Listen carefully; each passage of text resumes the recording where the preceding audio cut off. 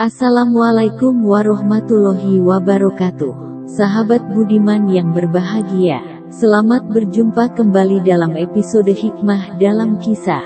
Kali ini kita masuk di episode kisah yang kelima. Selamat mengambil pelajaran dari kisah-kisah perjalanan kehidupan manusia ini. Semoga kita bisa mengambil hikmah dan pelajaran untuk kehidupan kita yang lebih baik ke depan. Episode ini mengangkat sebuah kisah yang berkaitan dengan sebuah persahabatan. Para sahabat hikmah dalam kisah yang berbahagia. Suatu hari, Nabiullah Isa alaihi salam melakukan perjalanan dengan seorang temannya. Mereka hanya berbekal 3 potong roti. Ketika sampai di suatu tempat, mereka berdua beristirahat. "Bawa roti itu kemari," kata Nabi Isa alaihi salam kepada temannya. Lalu lelaki itu memberikan 2 potong roti kepada Nabi Isa. "Mana yang sepotong lagi?" tanya Nabi Isa. "Karena roti itu mestinya berjumlah 3. Tetapi tinggal 2. Aku tidak tahu," jawab temannya. Setelah masing-masing makan sepotong roti, keduanya kembali melanjutkan perjalanan hingga sampai ke tepi laut. Nabiullah Isa menggelar sajadahnya di atas laut. Mereka berdua lalu berlayar ke seberang. Karena mukjizat dari Allah, maka sajadah itu pun bisa mengangkut mereka berdua seperti perahu sedang berlayar. Lalu Nabi Isa kembali ingin mendapatkan penjelasan dari temannya. "Di mana satu roti yang tidak ada? Demi Allah yang telah memperlihatkan mukjizat ini kepadamu, siapakah yang telah makan sepotong roti itu?" tanya Nabi Isa kepada temannya. Dan temannya tetap menjawab dengan kalimat, "Aku tidak tahu." Mereka kemudian melanjutkan perjalanan. Di tengah jalan mereka melihat seekor kijang. Lalu Nabi Isa memanggil kijang tersebut. Setelah dipanggil, kijang itu pun datang menghampiri beliau. Beliau lalu menyembelih, memanggang dan memakannya bersama temannya. Sehabis makan, Nabi Isa berkata kepada tulang-tulang kijang, "Berkumpullah kamu." Lalu dengan mukjizat dari Allah, tulang-tulang itu pun berkumpul.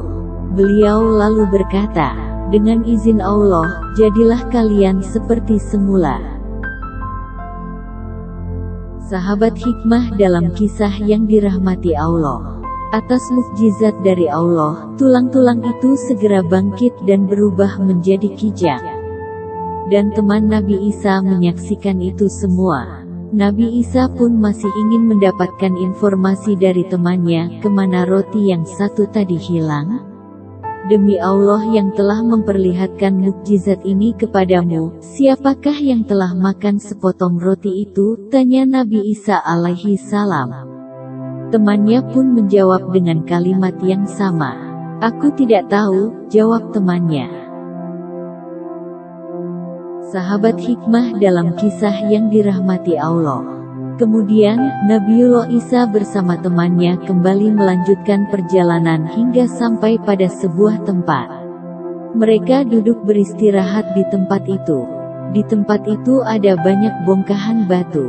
Lalu Nabiullah Isa memungut 3 bongkahan batu. Apa yang terjadi dengan 3 bongkahan batu tersebut? Sahabat hikmah dalam kisah yang budiman. Selanjutnya Nabi Isa berkata kepada 3 bongkahan batu tersebut, "Dengan izin Allah, jadilah emas," kata Nabi Isa alaihi salam. Batu itu pun segera berubah menjadi emas.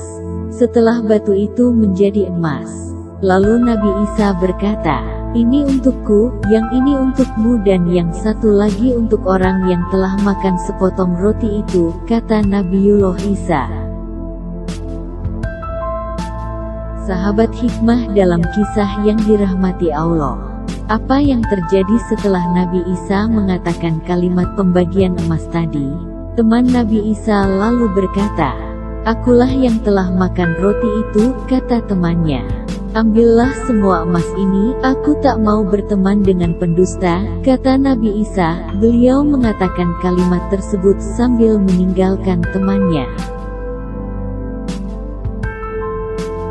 Setelah ditinggal Nabi Isa, lelaki tadi lalu duduk di dekat emasnya. Ia tidak mampu membawa ketiga-tiganya, tetapi juga tidak rela meninggalkan sebagian darinya. Ketika ia sedang memikirkan cara membawa ketiga bongkahan emas itu, datanglah dua orang lelaki. Melihat keindahan emas itu, timbul keinginan di hati kedua orang pendatang itu untuk memilikinya. Melihat gelagat dua orang pendatang yang kelihatan ingin memiliki 3 bongkah emas tersebut, maka teman Nabi Isa berkata, "Kalian tidak pantas mengambil milikku dan kalian sama sekali tidak akan mendapatkan bagian," kata teman Nabi Isa, pemilik emas.